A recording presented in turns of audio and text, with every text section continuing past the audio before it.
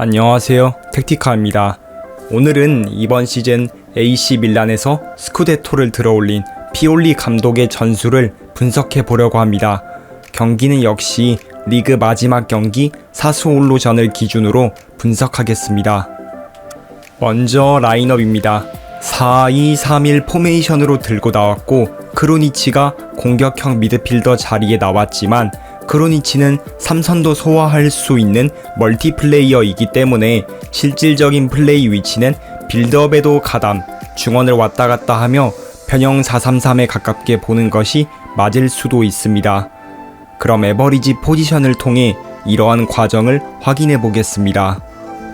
에버리지 포지션을 보시면 캐시에가 좌측 풀백에 가까운 움직임을 가져가고 있고 테오 에르난데스와 칼라브리아는 높게 전진하려 했음을, 크로니치와 토날리가 공격적인 움직임을 가져갔음을 확인해 볼 수 있습니다. 캐시에는 빌드업 과정에서부터 왼쪽 측면으로 빠져서 본인이 직접 볼을 몰고 올라가는 역할도 맡기 때문에 다음과 같은 포지셔닝이 나타났습니다. 그렇다면 주요 선수들의 히트맵을 살펴보겠습니다. 보시면 캐시에는 미드필더라기보다 좌측면에서 히트맵이 두드러진 것을 미루어 보아 좌측 빌드업 과정과 공격 과정에 크게 기여한 것을 확인할 수 있고, 토날리는 빌드업 기어부터 때에 따라 박스 타격을 위해 움직인 모습을, 크로니치는 전방위적으로 히트맵이 나타난 것을 미루어 보아 넓은 움직임을 가져갔음을 확인할 수 있습니다. 다음은 공격진들의 히트맵인데요. 보시면 살라마커스는 우측 하프스페이스 쪽을 자주 공략했는데 그 모습이 잘 두드러지고, 전방에서 골문을 등지고 홀드업 플레이를 통한 연계를 가장 잘하는 선수인 지루는 그에 걸맞는 히트맵이 드러났습니다. 레앙의 경우 에버리지 포지션에서 보면 왼쪽 지역 높은 지점에 있는 것을 볼 수 있었는데, 이날도 자주 왼쪽에서 파괴력을 보여주며 그것을 히트맵에서도 파악할 수 있습니다. 마지막으로 테오와 칼라브리아의 히트맵을 살펴보면 두 선수 모두 파이널 서드로 올라가는 데 있어 공격적인 시프트를 했음을 알 수 있고, 특히 테오의 높은 지점에 히트맵이 두드러진 것을 미루어봐 캐시에를 왼쪽으로 시프트 시켜서 빌드업 과정을 담당시키고 테오를 공격적인 카드로 쓰려 하는 전술이었음을 파악할 수 있습니다. 역시 공격 진행 방향을 살펴봐도 빌드업 과정에 지원한 캐시에, 높게 전진한 테오, 그리고 파괴력을 보여준 레앙이 주도한 좌측 공격 라인에 따라 좌측으로의 전개가 자주 이뤄졌음을 확인해 볼 수 있습니다. 후스코드에서 작성한 매치 리포트를 살펴보면 다음과 같은 내용이 있습니다. 측면을 활용한 득점 기회 창출에 강점이 있었고, 특히 역습 공격 과정에 효율적이었고, 왼쪽 측면 공격 스타일, 홀드업 플레이를 거친 중앙 활용, 점유 중일 때 높은 빈도의 슛 등을 파악할 수 있습니다. 이것이 모두 정답이라고 보기엔 어렵지만 앞서 나온 특징에 따른 전술 설명에는 어느 정도 부합할 것입니다. 그럼 실제 장면을 보면서 이날 경기에서의 밀란이 어떤 전술 특징을 보여줬는지 파악해 보겠습니다. 먼저 최후방 빌드업 과정입니다. 캐시에가 내려와서 3백을 만들고 풀백이 올라가서 만들어지는 3-3 빌드업 과정을 볼 수 있습니다. 캐시에가 전직 능력도 좋은 만큼 좌측 빌드업에 크게 기여하기에 테오는 공격적인 전진을 자주 할 수 있습니다. 또한 3회의 3백 라인 위에 항상 토날리가 위치한 것이 아닌 3선 소화가 가능한 공격형 미드필더 자리에 크로니치가 내려와 빌드업을 지원하기도 합니다. 즉 미드필더 라인은 정해진 디폴트 값으로 빌드업 시 움직이는 것이 아닌 어떤 선수가 위에 지원하고 있느냐에 따라 다른 선수가 내려와 빌드업을 지원하는 움직임을 가져갑니다. 또한 상대팀의 압박이 없을 때는 다음과 같은 넓은 형태의 3-1 빌드업을 가져가고 풀백이 높게 전진할 수 있도록 만들어줍니다.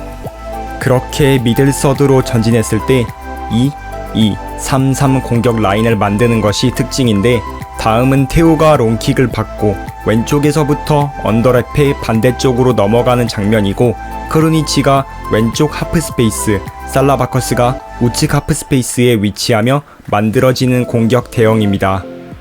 다음은 다시 2, 2-2-3-3을 만드는 과정인데요. 이번에는 테오가 왼쪽 윙 자리를 담당하고 레앙은 왼쪽 하프스페이스 지점 깊이 들어가 있는 것을 볼 수 있습니다.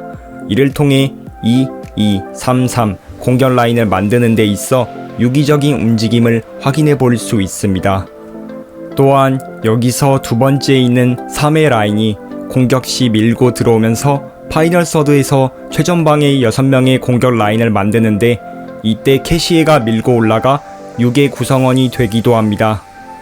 전방으로 올라가는 데 있어 점진적으로 썰어 들어가기만 하는 것이 아니라 홀드업 플레이에 강점이 있는 지루의 머리를 활용해 세컨볼을 따오며 전개를 이어나가기도 하고, 특히 이날의 공격은 위에서 볼 수 있는 것처럼 좌측 공격이 주를 이뤘는데 레앙이 받고 왼쪽에서 침투하는 테오에게 다시 테오는 레앙한테 주고 하프스페이스 침투, 다시 테오가 윙스페이스로 빠지면서 서로 패스를 주고받으며 좋은 패스앤무브로 좌측 공격 패턴을 보여줬습니다.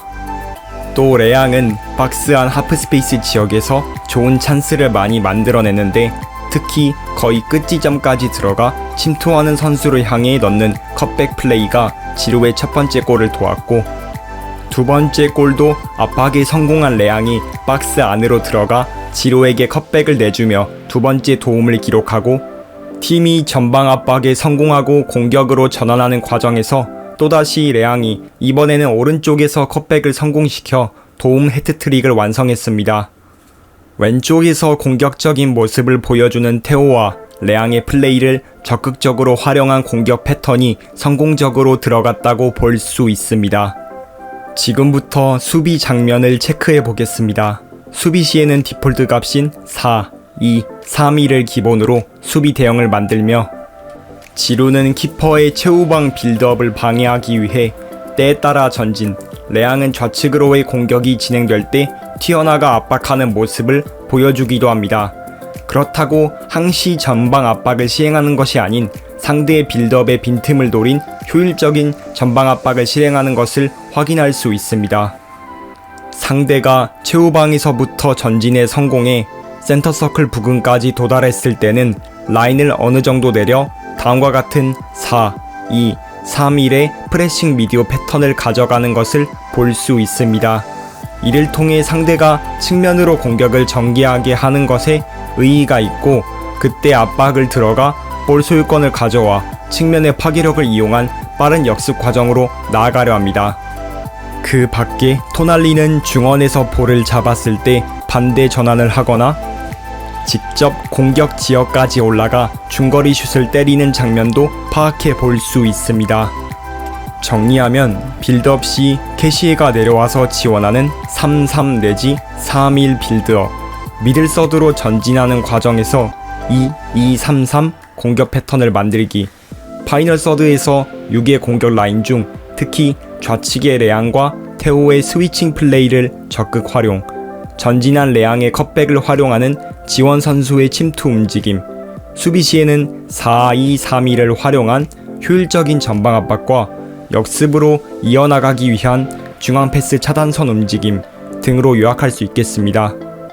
그럼 지금부터 게임 내에서 이런 특징을 살린 전술을 어떻게 구현했는지 살펴보겠습니다. 먼저 선수들의 개인 포지션 및 주요 지침을 살펴보겠습니다. 먼저 리그 내에서 꽤 공격적인 운영을 하므로 토모리와 칼룰루에게는 공격형 수비수 역할을 주고 더욱 넓게의 개인 지침을 부여합니다. 다음으로 테오는 상당히 공격적으로 전진하고 때에 따라 안쪽으로 치고 들어가기도 하니 다소 자유로운 역할을 부여하기 위해 완성형 윙백 공을 주고 위험을 감소하라를 통해 스루 패스 패턴을 권장합니다. 칼라브리아도 공격적으로 올라가니 윙백 공을 주고 개인 지침은 비슷합니다. 캐시에는 앞서 전술 설명에도 했듯 좌측 빌드업을 주도하므로 밑에서부터 볼을 받을 수 있도록 밑에 배치하고 한 박자 늦게 상대 진영에 도착해 공격적인 전진도 하는 세군도 볼란테 지원을 줍니다. 볼 소유 시 자주 드리블을 넣어 볼을 몰고 올라가는 전진 드리블 패턴을 구현해 줍니다. 토날리는 후방 빌드업 과정에도 가담하고 때에 따라 박스를 타격하러 올라가기도 하니 전방위적으로 움직이는 플레이메이커, 로밍 플레이메이커를 줍니다. 수비수와 풀백 사이로 이동을 넣어 공격 시 우측 하프스페이스로 올라가는 움직임을 만들어줍니다. 크루니치는 공격형 미드필더 자리에 배치되지만 빌드업 시 가담함으로 점플매지에 포지션 자유, 템포 조절을 주어 아래 지역까지 내려오는 느낌을 구현해줍니다. 역시 수비수와 풀백 사이로 이동을 넣어 하프스페이스로 빠지는 움직임을 구현해줍니다. 레앙과 살라마커스는 각각 좌우에서 공격적인 역할을 해 인버인 공을 주었고, 인사포 공을 주지 않은 이유는 크로스 빈도가 현저히 줄어들어 앞서 전술 분석에서 나왔던 레앙의 컷백 패턴을 보기 힘들기 때문입니다. 자주 크로스는 레앙에게만 넣어주고 두 선수 모두 윙쪽에 빠지기도 하프스페이스로 들어오기도 하니 포지션 자유를 넣어줍니다. 마지막으로 지루에게 딥라포 공을 준 이유는 홀드업 플레이의 장점을 살리기 위해서입니다. 그럼에도 동시에 득점원이기 때문에 지원보다 공격 역할을 주었고, 적게 슈팅을 통해 침착하게 득점 과정을 만들도록 해줍니다. 지금부터는 전체 지침을 보겠습니다. 성향은 리드를 위해 지배형을 기준으로 잡았고, 공 소유 시 폭은 넓게 가져가 경기장을 넓게 쓰고, 이미 개인 지침에서 역할별 설정을 주었으니 수비 진영 빌드업만 넣어줍니다. 파이널 서드 컷백 패턴을 위해 낮은 크로스, 침착 골 찬스를 켜주고, 창조성은 자유를 줘 6의 공격 라인을 구성하는데 자유를 줍니다. 역습이 강한 구성이므로 역습 및 역압박을, 기준선은 골키퍼도 압박해야 하니 한 칸만 올리고 긴 패스 유도와 게이지만 한 칸 올립니다. 인게임 장면을 보면 공격 시 만들어지는 6의 라인, 캐시에의 왼쪽 빌드업 가담과 내려오는 크루니치,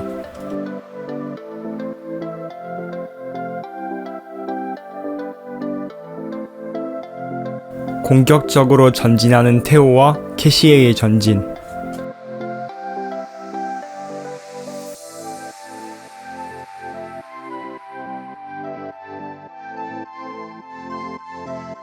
실축처럼 레앙의 전방 압박과 지루의 골,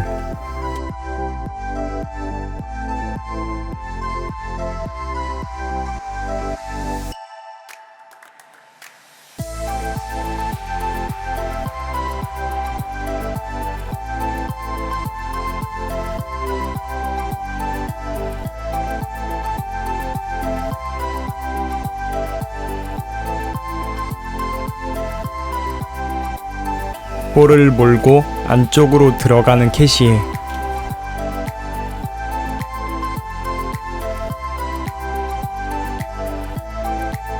지루의 홀드업 플레이, 그리고 레앙의 침투 득점,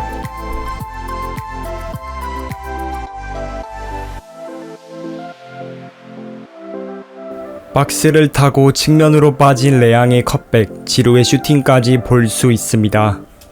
마지막으로 패스맵을 보면 이런 전술적 특징을 볼 수 있습니다.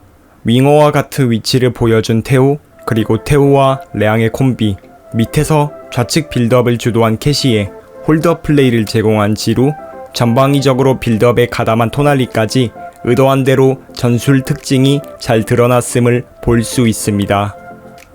네, 이렇게 전술 분석과 게임 내 전술 설명까지 끝났습니다. 여러분이라면 어떤 축구 게임에서 어떻게 전술을 만드시겠습니까?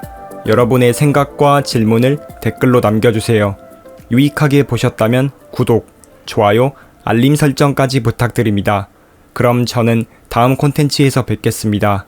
감사합니다.